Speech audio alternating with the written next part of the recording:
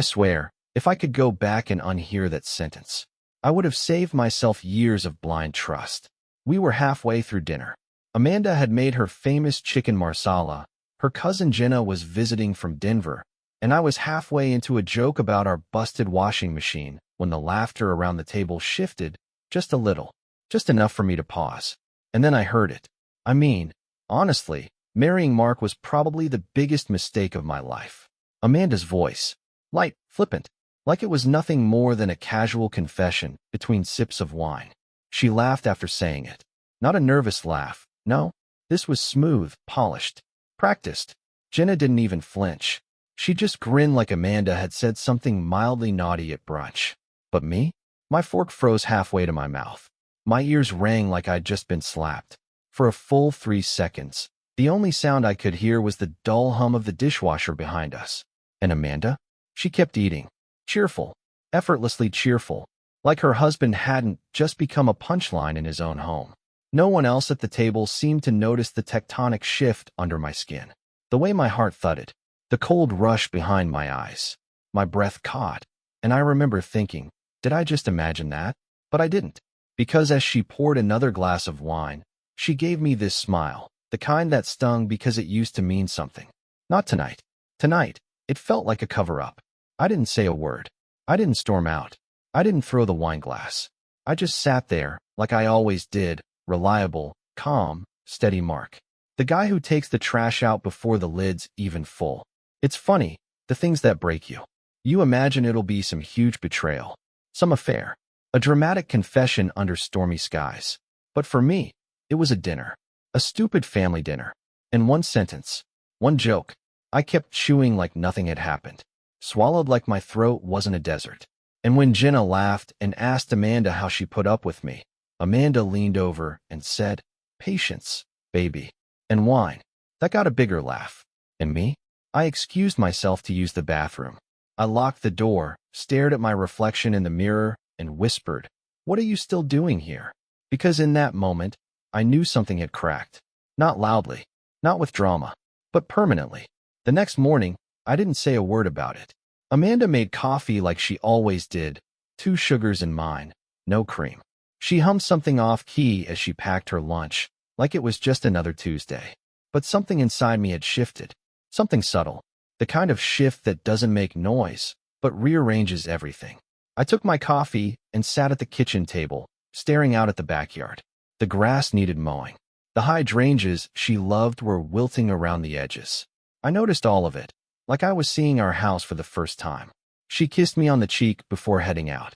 "Don't forget the dry cleaning, babe," she said, grabbing her purse. I nodded. That's all. Just a nod. Her heels clicked down the walkway, confident and casual. And the second the door shut, I exhaled. It was the first breath I'd taken in 12 hours that didn't hurt. I didn't cry. I didn't scream. I just sat there and listened, to the silence, to the refrigerator hum, to the soft clink of the wind chimes outside. That afternoon, I skipped my usual gym stop and drove out to Jefferson Park. Sat on the bench overlooking the little pond where retirees fished and teenagers smoked out of apple cores. My phone buzzed once, Amanda reminding me about dinner plans with her parents on Saturday. I didn't reply. That night, she laughed at something on TV. I watched her closely. She looked comfortable, relaxed, as if what she said hadn't even registered in her memory. And maybe it hadn't. Maybe it was just a harmless throwaway comment in her mind, something forgotten before dessert. But for me, it was now lodged somewhere deep behind my ribs. The days that followed bled into each other. I still got up on time, still made the bed, still mowed the lawn and paid the water bill. But I moved through our home like a guest. I stopped reaching for her hand while we watched movies. Stopped reminding her to take her vitamins. I didn't mention the joke, didn't accuse her, just went quiet. And oddly, she didn't notice. Or maybe she did, but figured it was stress, or work, or just me being a guy. She started calling me robotic in this playful voice. "You okay, Mark? You've been awfully zen lately. Did you join a monastery and forget to tell me?" I gave her a tired smile. Maybe, but the truth? I wasn't zen. I wasn't calm. I was hollow, controlled, watching, weighing. There's a kind of peace in withholding. in not explaining your pain to someone who wouldn't understand it anyway. Instead of reacting, I started remembering who I was before this life. Before being Amanda's husband became my identity. I called up Ian, my old college roommate, just to talk. He joked that I sounded like my old self again, whatever that meant. I messaged Daniel, a friend I hadn't seen in 6 years, and we met for coffee on Thursday afternoon. He said I looked lighter. Funny how everyone but Amanda seemed to notice. Our home became quieter, not tense, just brittle, like one wrong word might crack the whole foundation. I played music more, soft instrumental stuff. Amanda filled the air with TV shows and Instagram reels. It was a strange dance, two people pretending everything was fine while silently drifting apart in broad daylight. But I was already building something new, quietly, brick by invisible brick, and she still hadn't noticed. I started spending my afternoons in places I never used to go alone. Tuesday, I ended up at Reeds and Beans, a quiet coffee shop tucked between a dog groomer and an antique bookstore. I hadn't been there in years. It still smelled like roasted hazelnuts and cinnamon, just like it did back when Amanda and I used to spend lazy Sundays there, reading the paper and talking about baby names we'd never use. Only now, I came alone. Ian met me there. He brought his same lopsided grin and 2-day stubble, still talking too loud and making jokes that hit a little too close to home. "She ever thank you?" he asked between sips, "for holding the whole thing up all these years?" I didn't answer. He nodded like he already knew. "Yeah, thought so." That kind of comment used to sting. Now it just sat there. By Thursday, I met up with Daniel again, this time at Lincoln Park. We watched dogs chase each other while he vented about his job, his kids, his wife who never puts the milk back in the fridge. I laughed.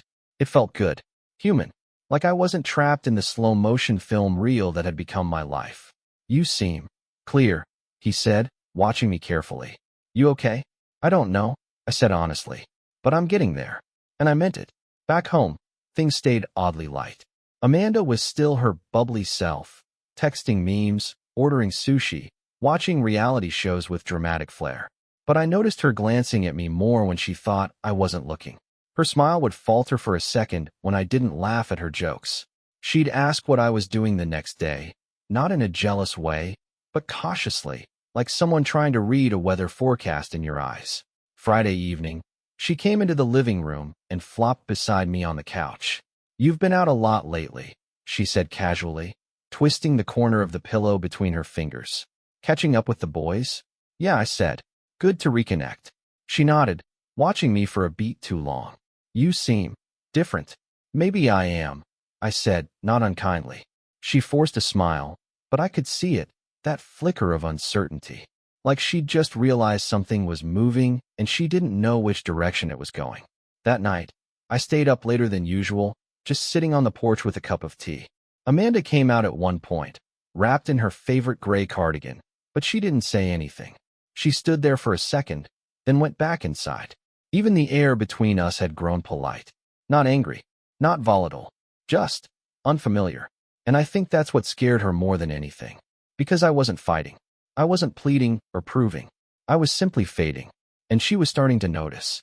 She chose the restaurant, a cozy Italian spot we hadn't visited since our 3rd anniversary. Dim lighting, warm bread, old-school Sinatra playing just loud enough to cover uncomfortable silence. I knew something was coming the second she made the reservation. Amanda only leaned into nostalgia when she felt the ground shifting. She wore red, the same dress she'd worn that anniversary night. Back then, it had made my heart stutter. Tonight, it just felt like a memory she was trying to resurrect. We ordered wine. I didn't ask why we were here. I didn't need to. She'd been circling it for days, asking more questions, watching me more closely, touching my arm for a beat longer than usual when she passed by. The waiter brought the ravioli. I cut into mine and took a slow bite. She hadn't touched hers. She finally broke the silence with a voice too casual to be real.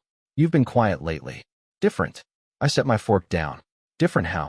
Amanda smiled, but her fingers twitched against the tablecloth. "Just distant. You're here, but you're not here. Like I'm talking to a version of you 2 feet underwater." I nodded, took a sip of wine. "That's fair." She blinked, waited, but I didn't rush to fill the space. I miss you, she said finally. I feel like you've slipped away from me, and I don't know why. I looked her in the eye. I heard you, Amanda. That night. At dinner. She went still. What? Her voice barely made it across the table. You said marrying me was the biggest mistake of your life. You laughed when you said it, but you meant it. And I heard every word. The smile vanished. For a beat, neither of us moved. The restaurant spun around us, glasses clinking, a birthday song 2 tables down, Sinatra still crooning. But we were inside our own glass box now, suspended in silence. Her hands trembled. She reached for her wine, then set it back down untouched. I was joking, she said too quickly. Jenna always teases me about settling down. It was stupid. I didn't mean, but you said it. I interrupted. Calm. Even. Amanda looked wounded, but I didn't flinch. I've made bad jokes about you too, I added. But never like that. Never in that tone. And never in front of people who might believe it. She leaned forward, eyes glassy. Mark, I swear to you, I didn't mean it. I was being dumb. Trying to be funny. You know how I get when Jenna's around. I talk too much, say things I don't. I held up a hand. Stop. She stopped. Some truths don't go away just because we regret saying them. That landed. I saw it in her face. Like something in her cracked. Not all the way, but enough to let air in.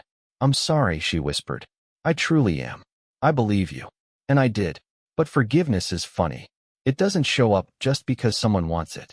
We finished dinner in near silence. The check came. I paid. On the drive home, she reached for my hand.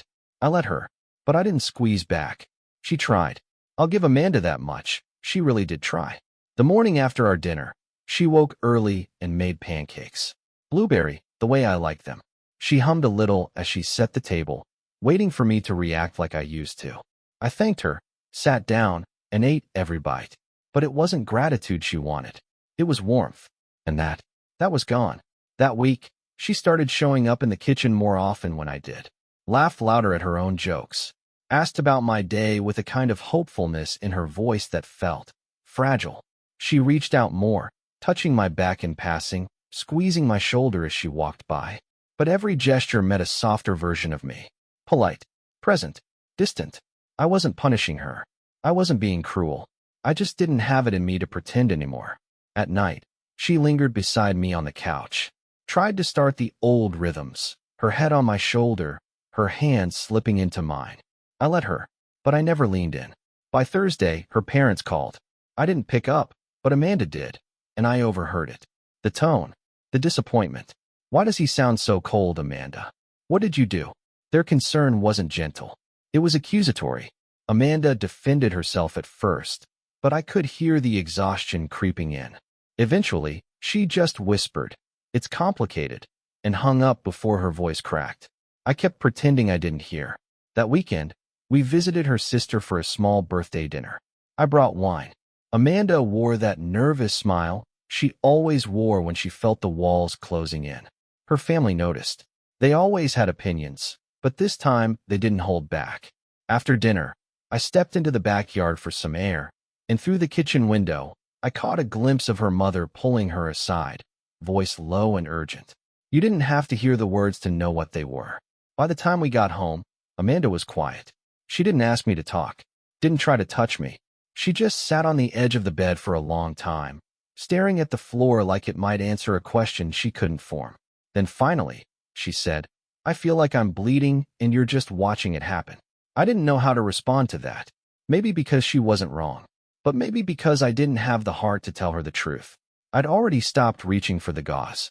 I slept on my side of the bed. She didn't try to close the gap. And the house went quiet in a way I'd never felt before. Not angry, not tense, just empty.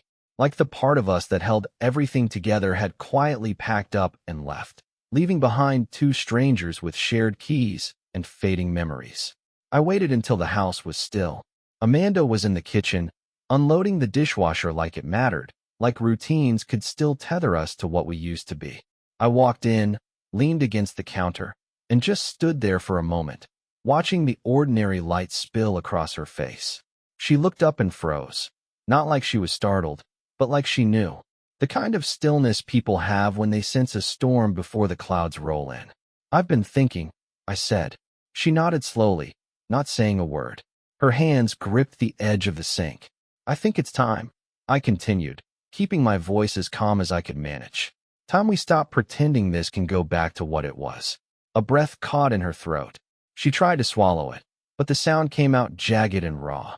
But I've been trying, Mark, she whispered. I know I hurt you, but I'm here. I've been here.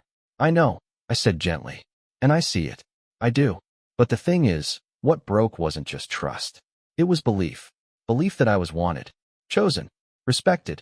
Her eyes brimmed, but I kept going. I had to. You didn't cheat, Amanda. You didn't lie. But you left a scar. One that keeps bleeding every time you call this love, and I feel nothing in return. I didn't mean it, she said, her voice small. I really didn't mean it. I believe you. And I did. That was never the question. The problem wasn't intention. It was consequence. I pulled a folded paper from my pocket, something I'd written days ago, but hadn't had the courage to share until now. A list of accounts, things to divide, timelines for moving out. She stared at it like it was burning. I want this to be peaceful, I said. No lawyers unless we need them. No fights. She sat down at the kitchen table, staring into nothing, shoulders slumped. After a long silence, she asked, So that's it? Just done? I took a deep breath. It's not about being done. It's about no longer staying in something that doesn't fit. That night, I slept in the guest room. She didn't knock. I didn't expect her to. In the morning, I made coffee and packed a few essentials into a weekend bag. She came into the kitchen wearing the sweatshirt I bought her years ago, back when we used to laugh about nothing. Her voice cracked the quiet. Is there really no way back? I turned, met her eyes. They were swollen, tired, full of everything she couldn't say. There's no hatred, I said softly. No anger. Just acceptance. She moved like she might reach out, but I took a small step back. Not sharply, not coldly. Just enough. Be well, Amanda, I said. She nodded. One tear slipped down her cheek. She didn't wipe it away. And I left. No slamming doors. No final screams. Just footsteps on hardwood and the soft click of a closing door. Sometimes, love ends not with fire, but with a whisper. She asked to meet at Café Belmont, the place where we first met, where our story had once felt like it might write itself forever. I almost didn't go, but something in her message pulled at me. It wasn't desperation. It was surrender. When I walked in, she was already there. Hair pulled back, no makeup, hands curled around a steaming mug like it was the only thing keeping her together. She looked up, eyes searching. Hey, she said, voice barely above a whisper. I nodded and sat across from her. The seat creaked quietly beneath me. For a long moment, neither of us spoke. The cafe was quiet. Late morning sunlight filtered through the windows, painting everything in soft gold. A couple two tables over laughed gently. A baby squealed nearby. Then she leaned forward and breathed the words that had clearly been rehearsed 1,000 times. I'm sorry, Mark. Not just for what I said that night, but for everything that made you stop seeing a future with me. I know I can't take it back. I know I hurt you. But I need to say it.